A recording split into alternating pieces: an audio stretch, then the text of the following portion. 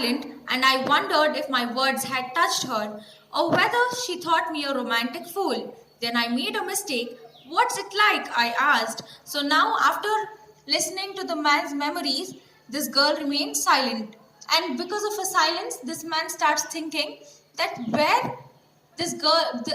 whether my explanation has touched her means he's thinking that the girl would have thought that this man has a good vision, might be he's able to see. And the man is also thinking that the girl is deeply involved in all the memories what he's told. And he's also thinking that where this girl thought the man is a stupid. Romantic fool means stupid. Then I made a mistake. What's it like? I asked. Then the man committed a mistake. He asks a question, what's it like? After he described all the memories, he's asking the girl, what's it like? So see what she says. She seemed to find nothing strange in the question. Had she noticed already that I could not see? But her next question removed my doubts. So when he asked what's it like, the girl did not find anything weird in the question. Rather, what happened? Rather, he also feels that where this girl has got to know that he is blind. See, the fear of his blindness is striking his mind so much that whatever he says or whatever he thinks brings to his mind that the person who is sitting with him is getting to know if he is blind or not. So these are his fears. See now what happens. The girl asks the question now. Why don't you look out of the window? She asked. Now the girl assumes that the man is able to see. So she tells, look out of the window. I moved easily along the berth. Berth means the seat of a train. And felt for the window ledge. So the man is, when the girl told, look outside the window, the man moves towards the window and leans on the window ledge, the sill. The window was open and I faced it, making a pretense of studying the landscape. So now the window is open. He's pretending that he's admiring the nature now. I heard the panting of the engine, the rumble of the wheels, and in my mind's eye, I could see the telegraph post flashing by. So now he's telling that he could listen to the rumble of the wheels, how the wheels were moving, and he could also listen to the engine moving, and he is also admiring. It is in his mind that the telegraph lines are passing by. And then, have you noticed? I ventured. That the trees seem to be moving while we seem to be standing still. And now when the girl says, why don't you look out of the window? The man moves and he also pretends like he is observing the nature. And now afterwards, what he says the girl is, have you ever noticed that when we aren't moving, it is the trees which are moving around. See what the girl says.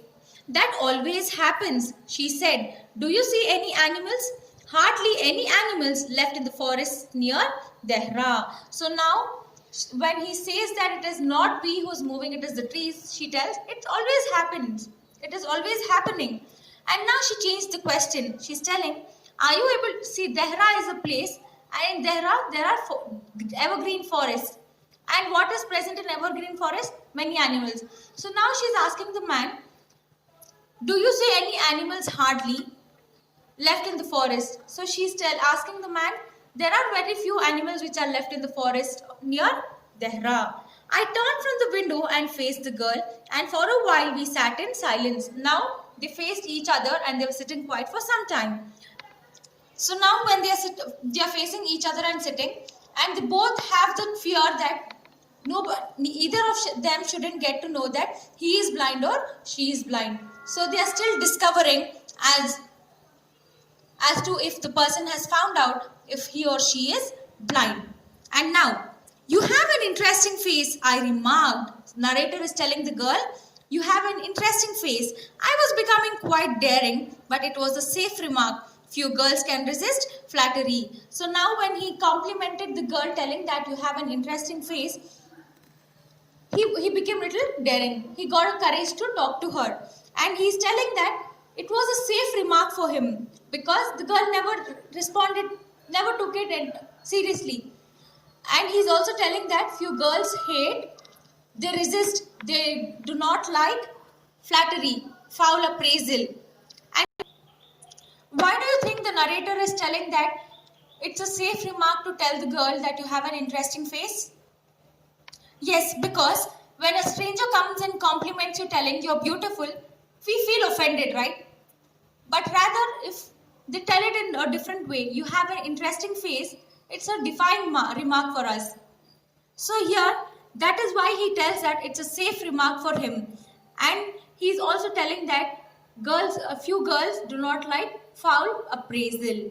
And now, she laughed pleasantly, a clear ringing laugh. So now she's laughing happily and her laugh was like rings.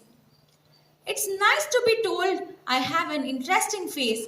I am tired of people telling me I have a pretty face. So now she's telling that it's nice to hear that you're telling me I have an interesting face, because most of the people who have observed her, they've told her that she is very pretty. But it is the narrator who told her that there is something interesting in her face.